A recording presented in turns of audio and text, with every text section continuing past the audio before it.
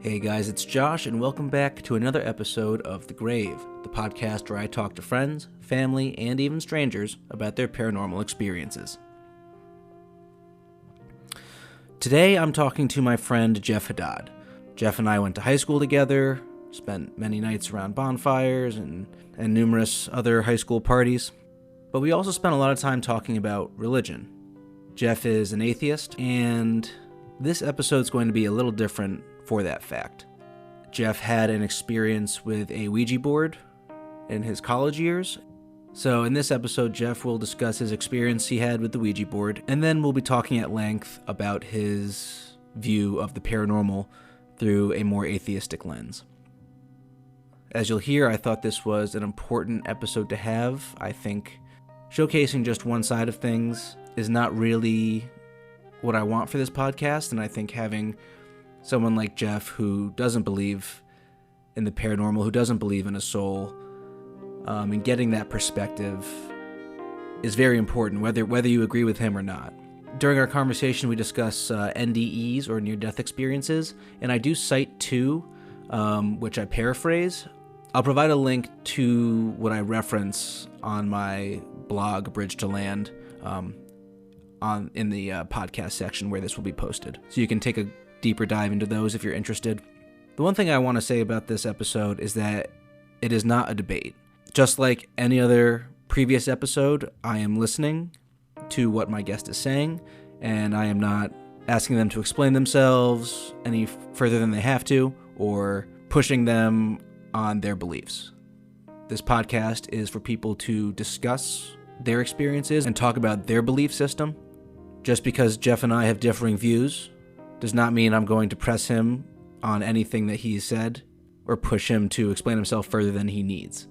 We both respect each other immensely, and it's what allows us to have these types of conversations, because they're not adversarial. They're spirited, but fun, because we both know where each other stands. And we've had many conversations like this in the past, so I hope you enjoy it. And without further ado, I give you Jeff. All right, how about now? There's my guy. How the hell are you? I'm great, dude. How are you? I am good. I'm perpetually tired, so I can only imagine with a kid that is probably insane. yeah, it's gotten better. Yeah, she was a colicky kid, so it was one of those things where, like, for the first 3 months, it was just complete hell. I feel like a mature adult and stuff, and then I hear you talk about having a kid, and I'm like, oh, like that's a whole different level. I don't even know if I'm a real adult. Every day is something new and exciting or scary. So, all right, so tell me what this is. I love this, and I want to know the origin of this. So obviously, I'm a huge paranormal fan in general, whether it's horror films or, scary stories or, TV shows, whatever it may be, books. I got like a tome of Edgar Allan Poe up there, but it really just came about where I feel like there's so many people have experiences, and I feel like a lot of times people don't talk about them because, for obvious reasons, I feel like a lot of people are like, they're gonna think I'm crazy, or this is gonna sound insane, or I don't want to go through the hassle of having to be judged. So, which is understandable, but I feel like if I can, have these people in a very one-on-one safe space where I believe them, and I'm not I'm not judging anyone. If, I think that's part of the reason why I wanted you on, was because of, your different viewpoints and kind of your perspective. And the whole point of it is to really just kind of gather a whole bunch of different points of view, and the listener can kind of take from it what they will. They can be like, this is complete garbage. They could be like, that is interesting, and I want to, I kind of see that happening, or that person sounded believable. Whatever they want to take from it is fine. I'm really just trying to kind of bring people's personal experiences to light, because I feel like if I don't, then people are just going to hold on to them, or just be like, that was weird, but I'm not going to talk about it. Yeah, I think that's awesome that you're kind of bringing in all these different perspectives. That's why when you asked me, I was like, absolutely. Yeah, truthfully, I need to have more people like you. I don't think it's fair to have, just one side of something spoken about. It doesn't make sense to me. So the more folks I can get like you, I think the better off this podcast will be in general. So yeah, without further ado, man, take it away. All right. So It was, I believe, my first year in grad school, or no, it was my, I guess, quote unquote, senior year of undergrad. And was living on a floor with obviously a bunch of people, and there was a girls' floor above that. And there at my old college, there was a hockey house that was condemned. A kid had died in it from drinking too much, and he had choked on his vomit in the tub. What ended up happening was this hockey team put him in the tub, so if he got sick, he would get sick into the tub and it would go down the drain. He was on his back, choked, and died. And so they got rid of the fraternity. They got rid of that building. No one was using it. Because of that, there was always these talks that there was hauntings on campus, and people would, have contact with his ghost through the Ouija board and all that kind of stuff. At that time in my life, I was still forming my views on the supernatural and I guess what would be considered like religious views and views of souls and that kind of stuff. Yeah. And so I was curious, and someone, one of the girls Sorry, real quick, just for everyone out there, what did you affiliate yourself with religiously or spiritually at this point? Were you a full-blown atheist, or were you kind of just, agnostic on the whole thing? I mean, I guess atheism means without theism. So I wasn't like, again, I was forming my opinion in regards. I leaned towards the lack of evidence that there was a God. And if I were to follow that thought process, it meant if there wasn't a God, more than, depending on whether you're deistic or theistic, which are differences, it was then going to be, well, if there's no God, then is there a soul? And if there's no soul, how can people be haunted? So that was kind of the logic that I was working through. So when this Ouija board thing came up, it was interesting to me because I've never done it. It's kind of taboo. I have this girl who's like swearing by it, and that we have to do it. And so, I met with my roommate, and I did it. And this girl and one other girl did it. And it was a pretty powerful experience. So the first night we did it, at first nothing was really happening, and I was in my headspace like, this is kind of like, this is not real. Did you do it in the building that the kid had died in? No, but we were so the building we did it in was our dorm, but from our dorm window, you can see the green building that no one was allowed in. So we were a stone's throw away from that building. Close proximity. Yeah, very, very close proximity. As close as you could get without being in the building. Yeah. So it was very, very close. And so we were trying to contact this being, and we started, the board it started to move.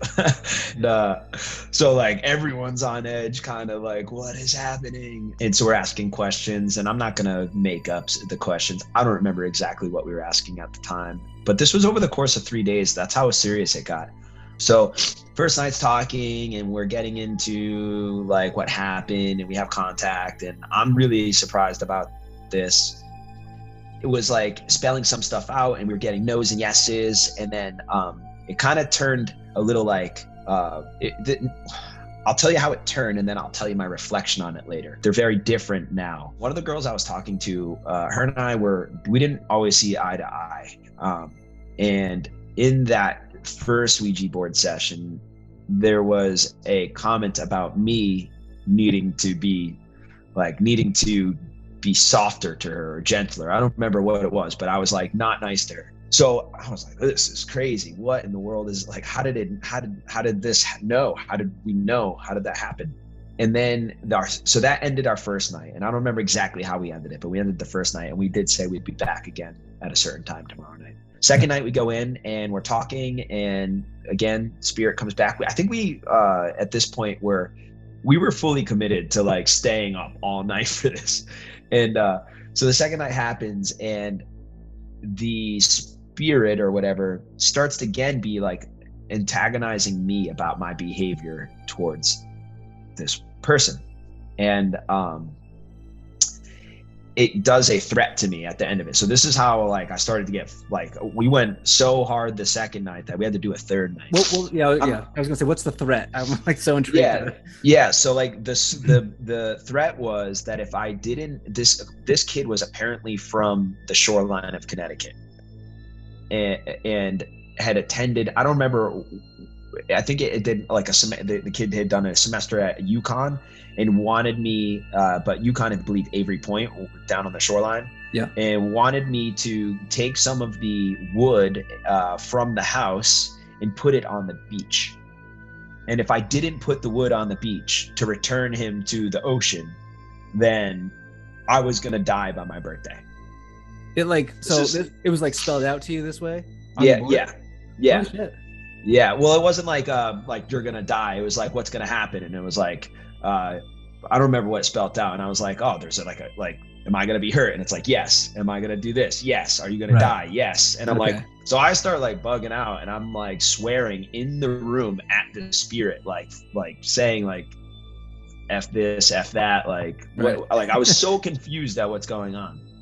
And we wrapped that session up, and my roommate's like, dude, I don't know if I like this. And I'm like, we got to go again. We got to do another night. One more night. We have more stuff to figure out. And so we do another night. We go up in her room this time, and we set up candles, and I'm like, I need to have more proof. I need to have something else happen here. So we're doing this. We're again contacted, and there are a couple crazy things that happen. And one of them, I still in my head sometimes wonder like what happened. But so it is now saying that this girl, I believe her name was Amanda at the time. I'd have to look her up on Facebook, but her sister's going on a cruise, and it says to tell her she's not safe or whatever. Like, she's like, is my sister safe? It's like, no. So she literally calls her sister and begs her not to go on this cruise the next day. But we're doing this Ouija thing, and while we're doing this Ouija thing, it sounded as though like something was in one of her drawers, like, and it moved in one of her drawers, but there was nothing in her drawers. So we're like so confused. And so I'm like, if you're a spirit in here, blow out a candle, like make something happen again so we can see it. Sure. Yeah. And nothing happened. So we're waiting. We just keep doing this, like, prove to us, blah, blah, blah. And I'm at this point starting to be like, I don't know if I believe. Why aren't the candles being blown out? I couldn't answer the drawer thing, but there was no candles happening. So the session wraps up. I have the wood in the bag. I went outside, got the wood. You got the wood. My friends are like, you're going to take this to the beach, right? And I'm like, yes, I'm definitely going to do that. And then like a week or two removed, I'm starting to think maybe I'm not going to take the wood to the beach. Maybe I'm going to see what happens without taking the wood to the beach. I never took the wood to the beach. Here we are talking. So there was a moment where I believed it. And then as time was removed, I stopped believing. And I then started to think about why the board moved, why the thing moved, why we were in the way we were, all the things that led to that moment. So to clarify, the moment where you believed, it was when it threatened you? Yeah, well, I mean, the first and second night was kind of where I was like, oh my God, yeah, this could be real. And then the third night I was on the fence, and then the drawer happens, and then I'm like, oh my God, maybe this is real. And then the candle doesn't happen. I'm like, okay, maybe it's not. Like, right. Yeah. And then after you brought the wood and nothing happened, you're like, okay, maybe it's a bunch of BS. Yes. Okay. All right. So I guess, and so after that experience, you were, I mean, we'll just say for all intents and purposes, completely atheistic. And there was no, like, after that time, did you have any further interest in exploring the paranormal or things of that nature? Once I had put a bow tie on that experience, I would say no. Okay. And it's just, ever since then, it's just kind of been science and logic and what I see, I believe type of thing. I mean, for a very short term, yes. Yeah. All right. So then, as far as that whole experience goes, how do you view it through the atheistic lens? Is it just like a weird string of coincidences, or how do you explain it? Well, looking back, I think it was kind of a perfect storm. At that time, I was in a period of not being proud of how I treated some people.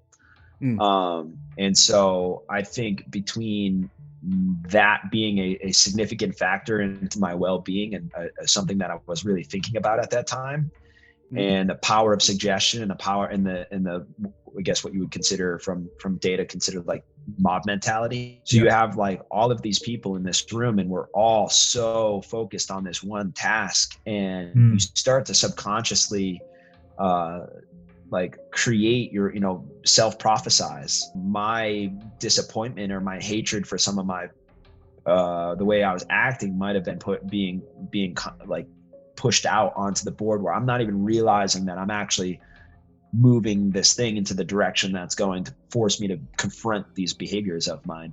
That would be Right.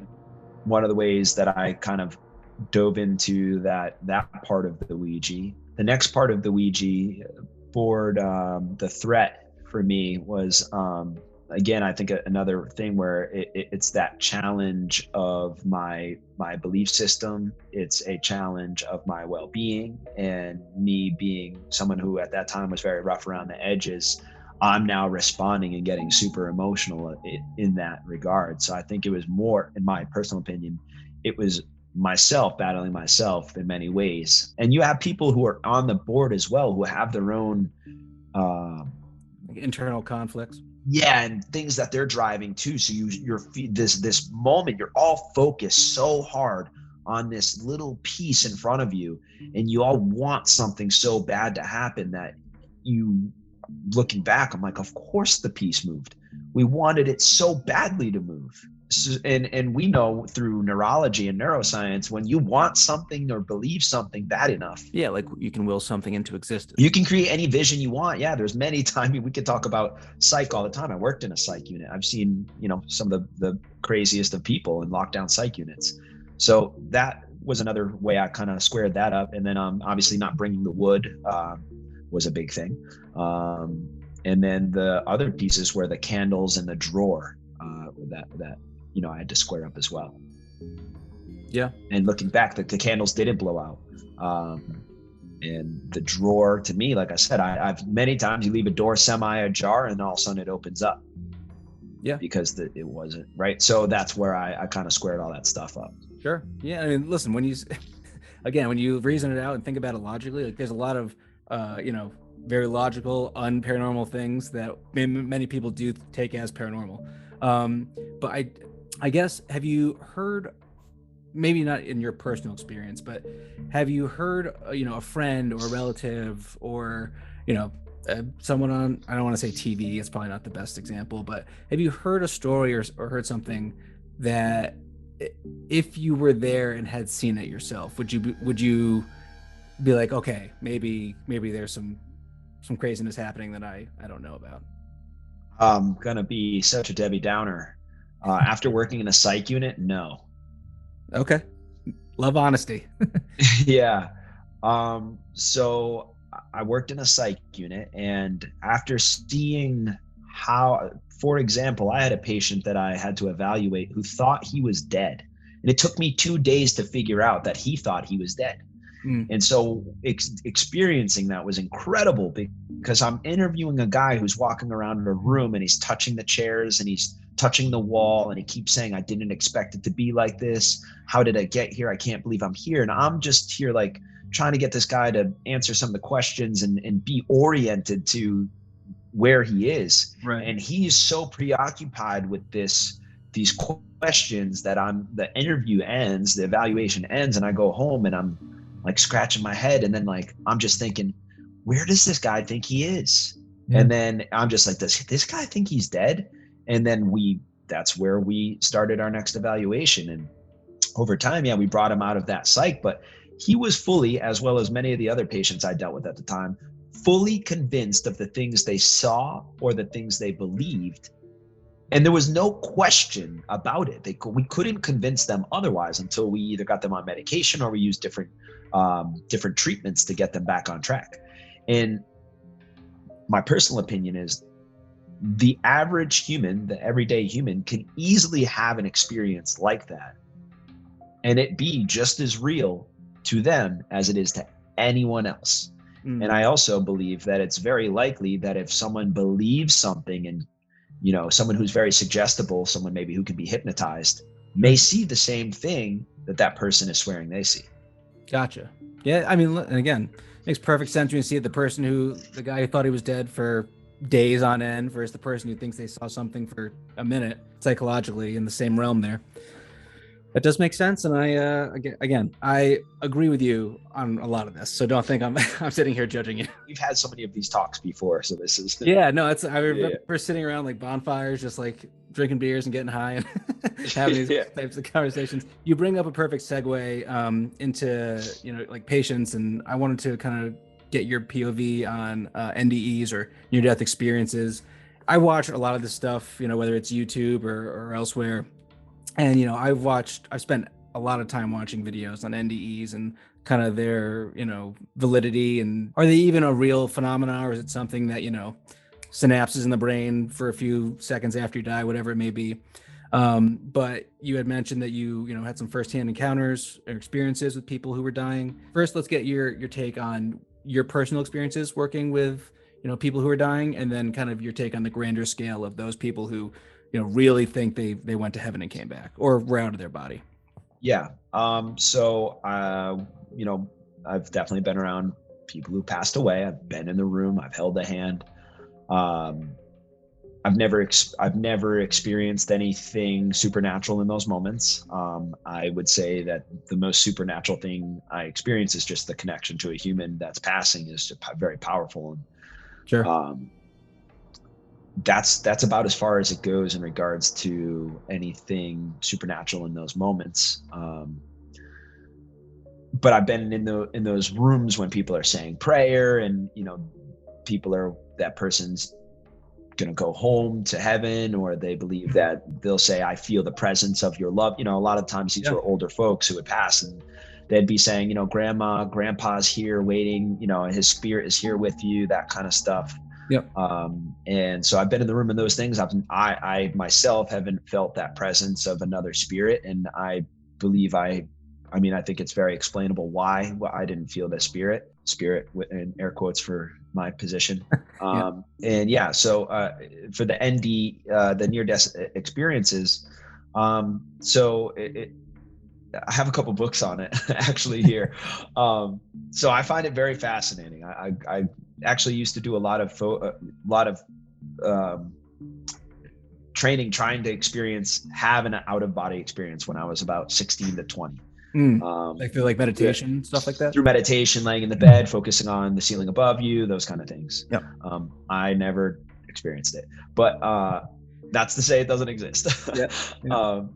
And then when it comes to NDE, I mean, again, I would have to just say that to me, could be wrong, painfully clear that science has an explanation for these things. The data I've looked at, I've never seen someone who's had an out-of-body experience be able to describe events that are recorded on a video, because they've tried to replicate this before. And I've never come across peer-reviewed articles or data that supports this. Now, maybe we don't have the understanding or the ability to do this yet, but I haven't seen anything yet for me. I've heard incredible stories, but that's all they've been to me. Gotcha. Nothing to sway you in any questioning way. I mean, I would need something along the lines of some form of that person describing events that followed their quote unquote death that you could only see. So let me tell you this. So there's a story, and you're going to crucify me for this because I can't remember where I heard it, but there was me and my facts. Yeah.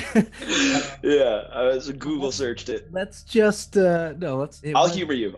Yeah. Humor me just for this once. This woman, she was dying, and she was in the operating room. I believe it was either cancer or some sort of tumor situation. But she died on the operating table, and her soul left her body, and she was kind of hovering, and she was like, "Oh my God, I think I just died." And the doctor had what she described as a toothbrush, and he was behind her the entire time. He wasn't, holding out and like waving it in front of her face. He was behind her, using it on her head. And once she had died, like moments later, she, white light snapped back into her body, heart rate came back, everything like that. But they brought her out of the room, and she was kind of in and out of it. But the one thing she remembered was like the doctor holding a toothbrush, and the instrument the guy had. I mean, it wasn't a toothbrush, but looked damn well like a toothbrush. So as far as something that she couldn't see or know was happening, for all intents and purposes, again, humor me, she said that she saw this doctor holding a toothbrush near the back of her head. Now, is that something to you that would be anywhere near believable? Because someone did say this. No. I didn't just make the story up. So no and yes. No, in the sense, I don't believe it's supernatural and can easily be explained. Yes, it's believable to her. Okay, but how? So explain it in a non-supernatural way. So I would have to, talk to the patient, but I would ask, were they alert any time in the few hours before this especially if they were alert anytime in those few hours before this procedure? I've had multiple surgeries. You often see the things, especially if they're doing it in a specific room, you will see some of the instruments that they utilize. So did she see that instrument before she passed? One, I would say this is just the magnitude of claims. If 1 million people make 1 million NDE claims and one is right, that doesn't make the validity any better. It to me is like, okay, so maybe she guessed this one correct. But to me, that's like, if you throw enough things in the air, of course you're going to have times when it does sound fairly believable. I would be curious, one, to know what she saw before she passed. I would be curious, two, I think we all understand that when doctors clean wounds, at least I know this, that they use a handle, and there's always something at the end of that handle, because they're not going to touch it with like a rag in their hand. So these are just simple things that I would be like, this is common knowledge. They're going to use something with a handle. Did she see it before she passed? I didn't see my doctors do my shoulder surgery, but I can absolutely tell you like what they used. And okay. All right. One more for you, and we'll move on. So this actually came from, there's a group, it's a collective of academics, but this is what they do. They do NDE studies, and I don't know if they're looking for paranormal or supernatural things happening, but they have a fair amount of stories accumulated. And the one that has stuck out to me the most is there's a guy, he was in the hospital, and his nurse, young girl, maybe like 22 years old, she was going away for the weekend. She was telling him, she was like, hey, can't wait to see you. I'll be back Sunday, or I think this was on Friday. She's like, I'll be back Monday. You have a great weekend. The guy was like, okay. And so on Saturday, the girl in like nurse's attire, or maybe it wasn't even, I forget what they said her clothing was. Anyway, the girl walks into the room, and the guy's like, oh, hey, I thought I wasn't supposed to see you, until Monday. And she says, tell my parents I'm so sorry for wrecking their car. And then she walks out of the room. And he's like, well, that's weird. But he's like, all right. So like later that day, another nurse comes in, and he's like, hey, I just saw what's her face. And she's like, I don't know how to tell you this, but that nurse died like 3 hours ago in a car accident in her parents' car. Now, explain. Go. I can tell you gave me goosebumps. I definitely have goosebumps right now. Yeah, I mean, so how did this guy know that nurse had passed before he had found out? Explain that. I can't. I can't. Well, I guess, is there? Yeah, I mean, I guess not to put you on the spot, but it's like, is there a way that you can think of that, this would make sense in a logical, more scientific manner than me being like, that was her spirit coming in and talking to the guy? Yeah, I would, again, I get nervous hearing some of these things, because again, it's all hearsay. And if there's a group who's looking for something, well, they're going to find it. I don't, you know what I mean? Like if an auditor comes to your business, they're going to find something to tag you for. And when we go searching for things, we almost always find them. Same with the Ouija board, right? I went searching for this and found it. Yeah. I'd be curious to get a more firsthand account of those events. Again, these are very anecdotal. It's very hard for me to, in no point in our life would we ever make huge decisions on philosophical or ethical or moral things off of just anecdotes, at least for me. A lot of what I try to form opinions and such off of are obviously data. So that story by itself is pretty impressive, and I don't have an answer for it right now. I'm not in the one thing I will say is my goal isn't to disprove everything that comes my way. Right. And so my baseline is always, I'm going to look for a logical way to explain something. If I cannot do so, I need to present, my baseline will be, I don't know. And for me to have a change of opinion on such a drastic topic, I'm going to need drastic amounts of evidence. Sure. And that makes complete sense. And to your point, it's like, this is one guy saying this from another, I mean, the timing makes sense, but he could have, at any rate been like, I feel like maybe she died. And then that's kind of just what happened. So to your point, it's very much one guy's perspective on something that there are a number of different, reasons for. So you passed, Jeff. Well, I don't know, man. I mean, I got to say, not to hog this conversation, but I worked in a psych unit, and that was really the turning point for me in my beliefs in religion and my belief in the supernatural. That was just a life-changing experience that I really I don't think anyone can truly comprehend until they've worked in an actual lockdown acute psych unit. Is just incredible. Yeah, I'm sure. Yeah, a glimpse into the kind of more locked away side of people's minds. Oh, the difference between intelligence and what we would consider crazy and what is real and what is not just threw me for a complete loop. Yeah. It was, oh my gosh. I believe it. Yeah. I don't want to experience it really. I mean, I kind of do, but also it sounds like it's a lot. It was a lot. Okay. Well, so real quick, on the topic of the soul, yes, no, I'm assuming it's a no for you, but it is a no for me. Okay, it's no for me, dog. All right. So as far, all right. So riffing off the soul. What about folks who kind of prescribe to a more kind of spiritual, more like energy feel, like a quasi-religious, like yoga or something like that? People who there's an element of spiritualism to it. Some of it's mind, body, it's a whole kind of thing, but it's an aspect of it, like energy, perforates everything. And it is true in certain respects, but you know what I'm saying? Yeah. So where do I draw the line? I guess you're asking me?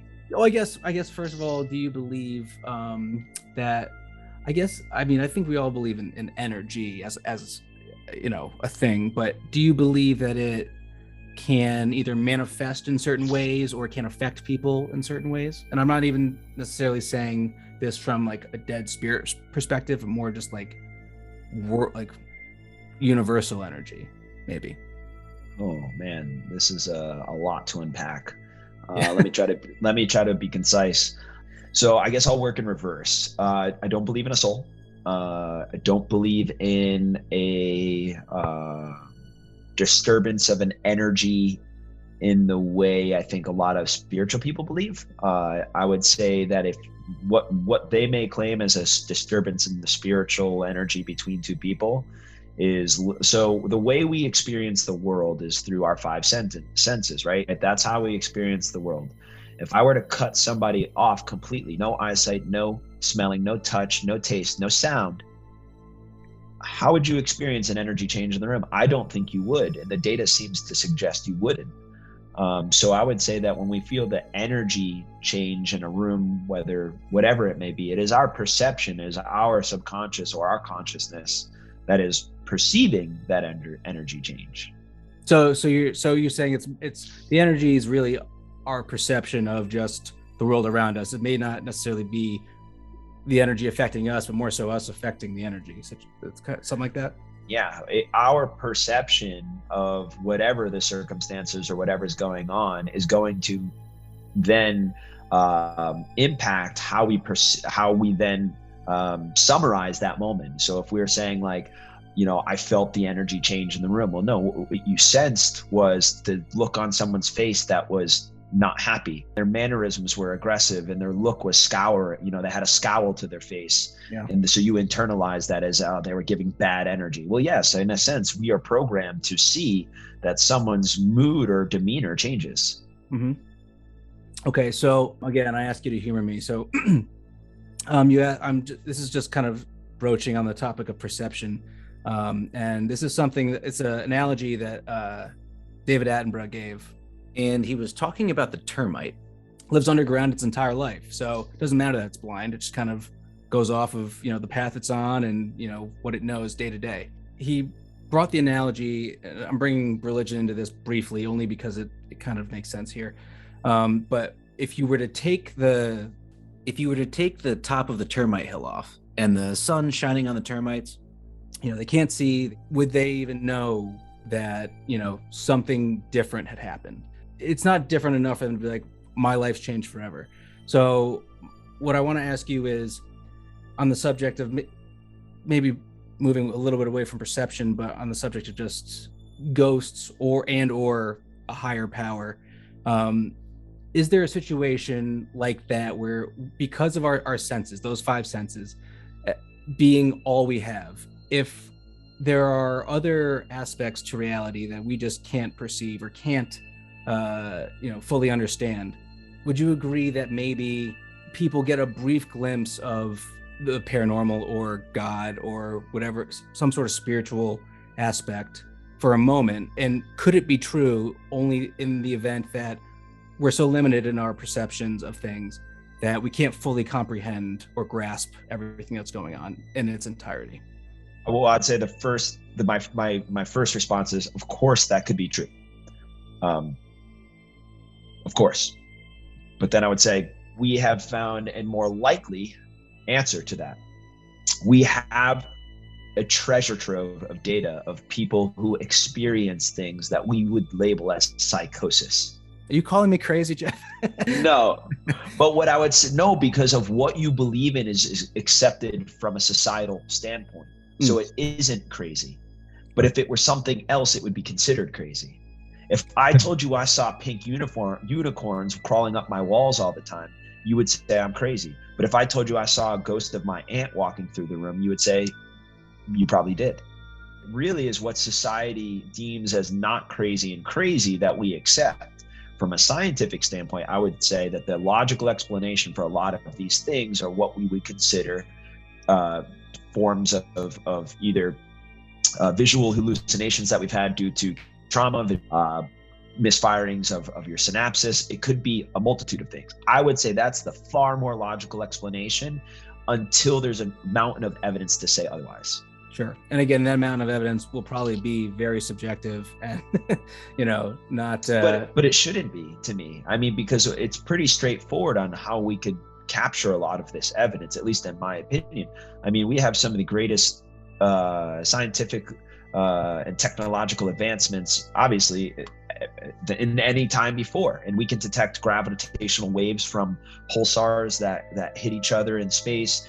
We can see the heat signature of a fly on the moon with some of the telescopes we have. I want to know why we have that we see these experiences, yet none of the things that we utilize that capture everything in the world and in the universe tends to not pick up on these things.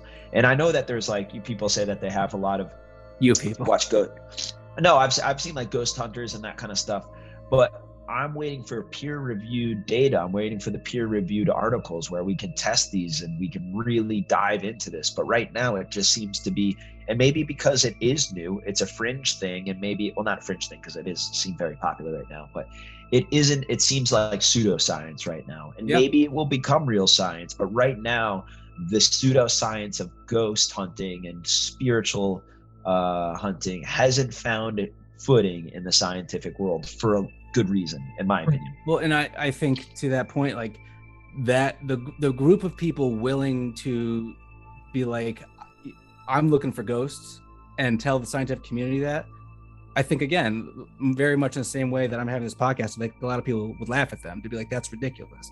And I think the reason people don't get the either funding or the technological equipment to really truly examine these things is probably because of that fear of or disdain for it. And I think a lot of the majority, and I assume the majority of the scientific community does not feel that, you know, digging deeper into paranormal research is a very worthwhile endeavor. To me, that makes the most sense. But again, I understand why. Like that also makes sense to me. But I think that's the reason. I feel like it's just not something that people take seriously enough to put money or tech behind. Well, I would say, and this is just a friendly challenge, I would say, if you can think of all these scientific things that were considered pseudoscience or fringe, they had to come to the table at some point with some form of evidence to constitute them being taken seriously.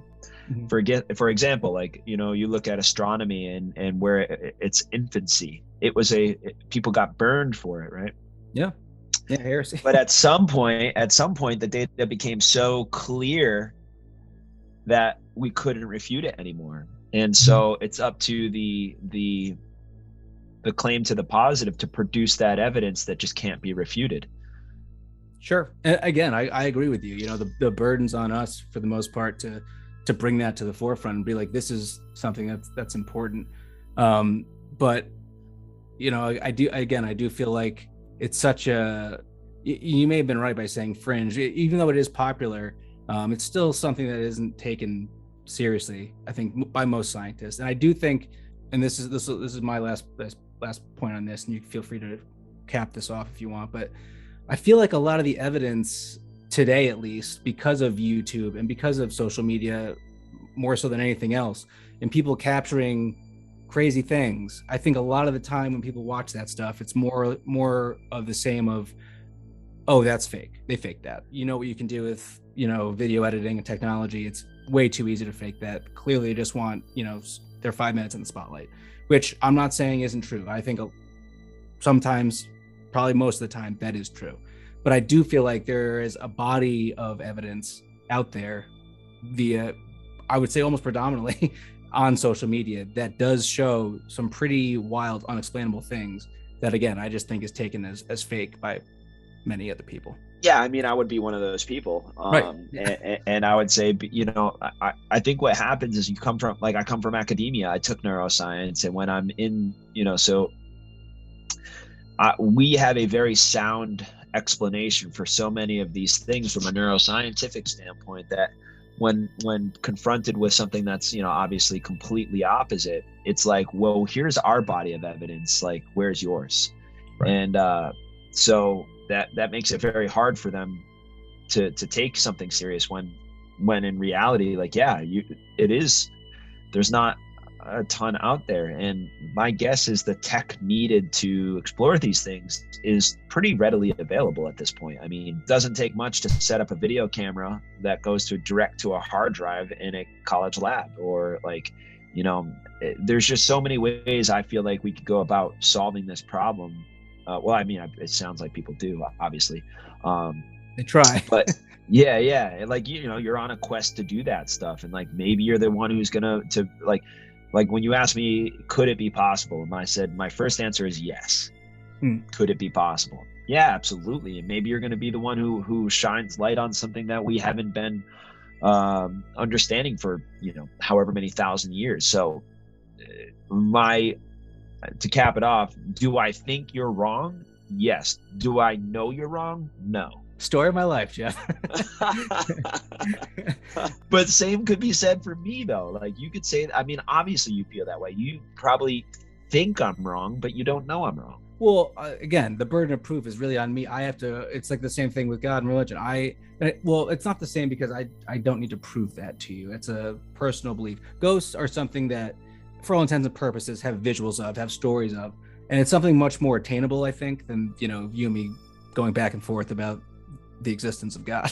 But you are right in that, you know, the proof is on not only myself, but the, you know, the paranormal community as a whole, to kind of bring you guys, you scientifically minded fools, kind of you know, the proof that, you know, may you know, turn heads and, you know, make you start questioning things. I mean, and I think the scientific community is one that loves being proved wrong.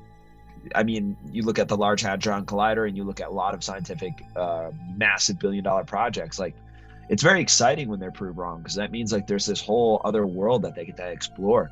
Right. Well, yeah, it opens up a new mystery for them to kind of dive into and look into. Yeah, for sure. One more question for you, and I'll let you go. As far as the paranormal, and I know you answered this kind of in brief already. Is there nothing that would, I guess what might work better here is, can you describe a situation that would make you believe in the paranormal?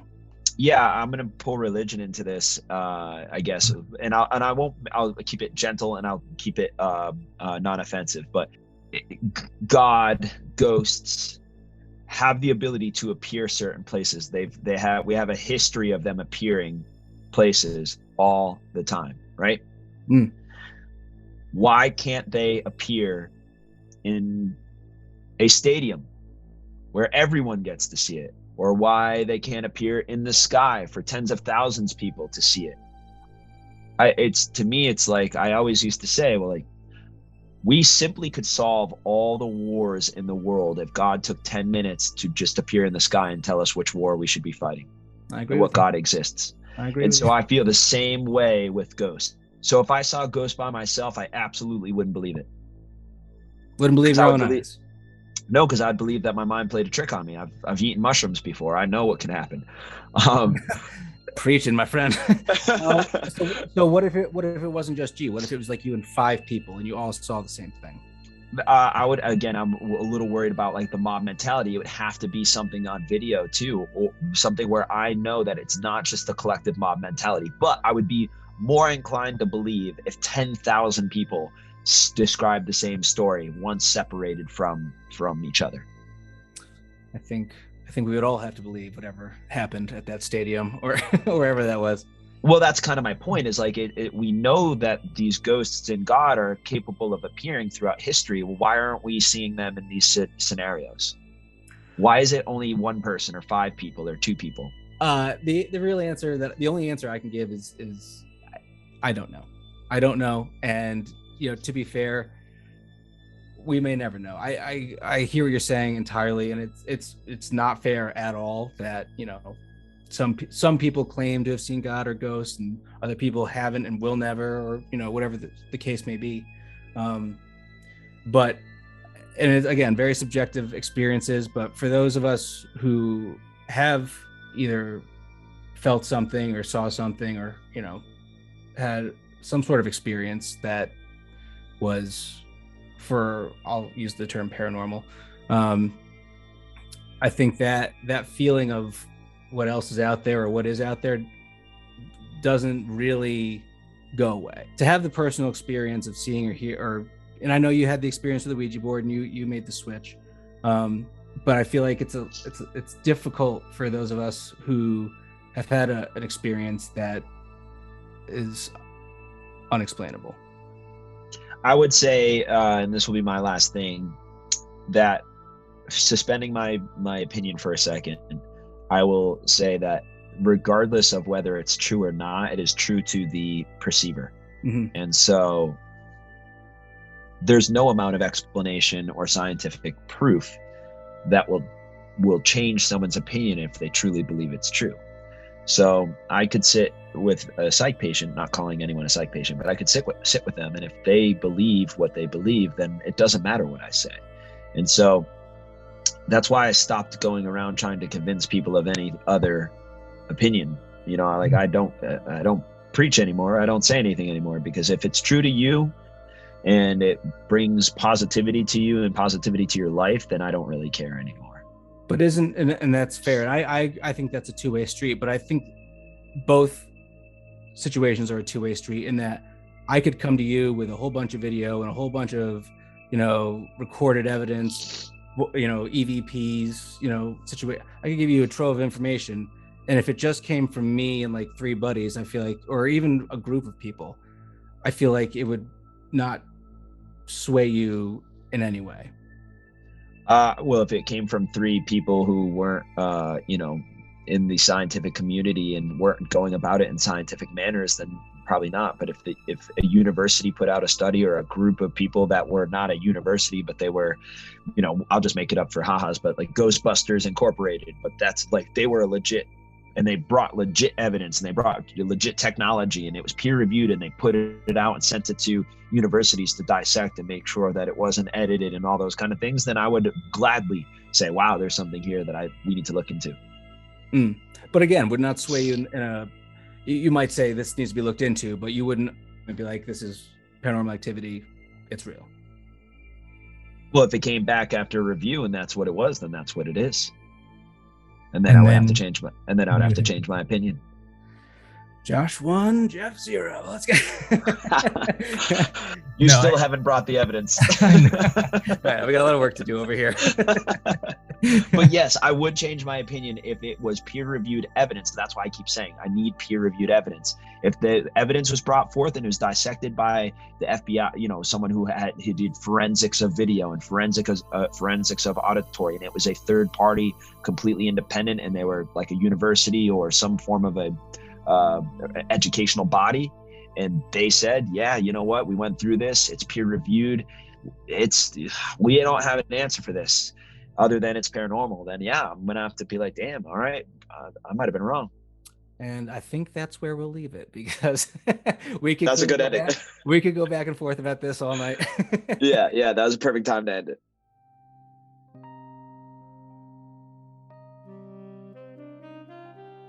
So that is Jeff's time here on the grave.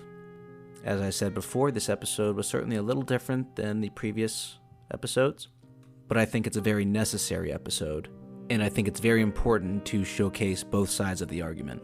This type of stuff is hard enough to wrap your mind around when you believe in it, let alone when you don't. So I really appreciate Jeff coming on and discussing his experience and also his points of view as far as he's concerned. And I certainly want to open the door to him to come back on, obviously, but other atheists as well, agnostics, Buddhists, Muslim. I'm certainly happy to talk to anyone of any religious affiliation and get their perspective on the paranormal. As always, I'm your host, Josh King, and hope to have you all back for some more scary stories.